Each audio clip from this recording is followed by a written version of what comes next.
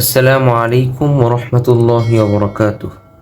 আজকে আমরা এই ভিডিওটির মাধ্যমে শিখব সূরা ইয়াসিনের 31 নং আয়াত থেকে 32 নং আয়াত পর্যন্ত। তো বেশি কথা না বাড়িয়ে শুরু করছি। প্রথমে আমি একবার রিডিং পড়ে যাচ্ছি 2 আয়াত, তারপর ইনশাআল্লাহ আপনাকে বানান করিয়ে পড়িয়ে দেব ইনশাআল্লাহ। আউযু বিল্লাহি মিনাশ শাইতানির রাজীম।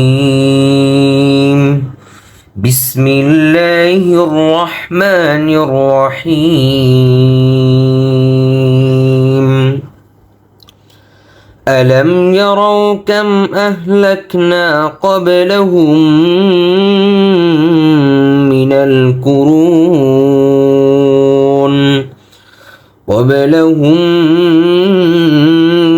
القرون أنهم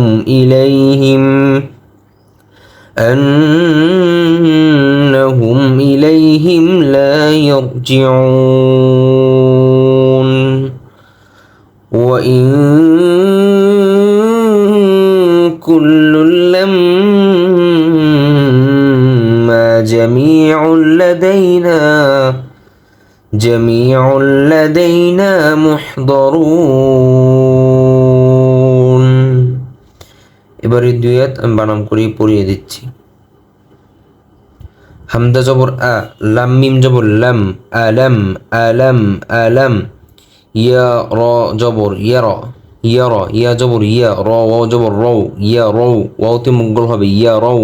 আলাম ইয়ারাও, আলাম ইয়ারাও। কাফ মিম জবর কাম, আলাম ইয়ারাও কাম কাম।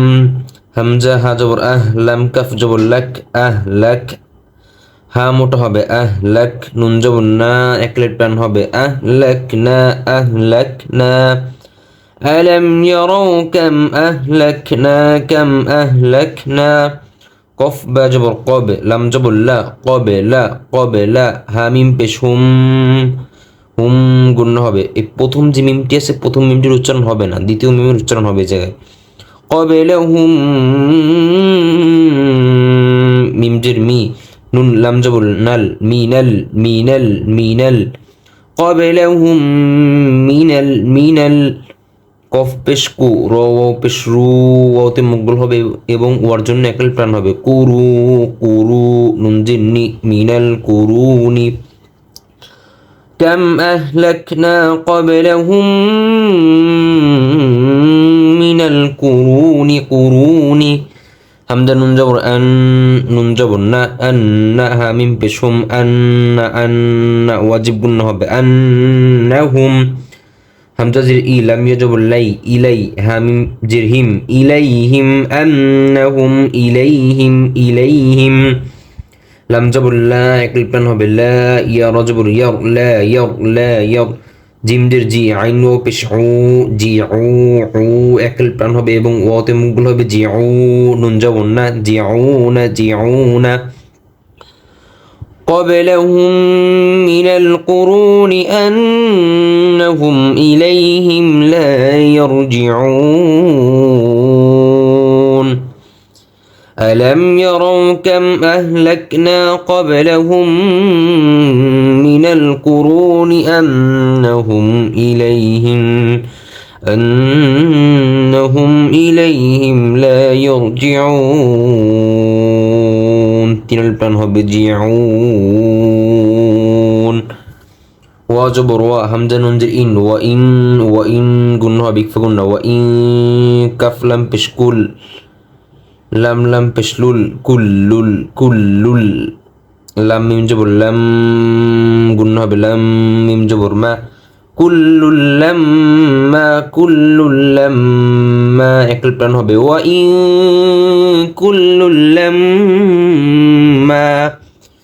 জিম জবর যা, মিম মেজির মি, জামি আইন লাম পেশ উল, জামিউল জামিউল। লাম জবর লা, দাল জবর দাই, লাদাই জামিউল লাদাই। নুন জবর না, একল প্রাণ হবে লাদাইনা, জামিউল লাদাইনা। মিম হা পেশ মুহ, দজ জবর দ, মুহ দ।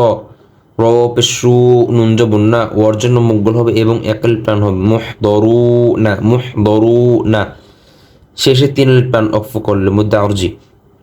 وإن كل لما جميع لدينا محضرون। এই দুই হচ্ছে আমি একবার রিডিং পড়ে যাচ্ছি, সবাই মনোযোগ দিয়ে অবশ্যই শুনুন। أعوذ بالله من الشيطان الرجيم بسم الله الرحمن الرحيم ألم يروا كم أهلكنا قبلهم من القرون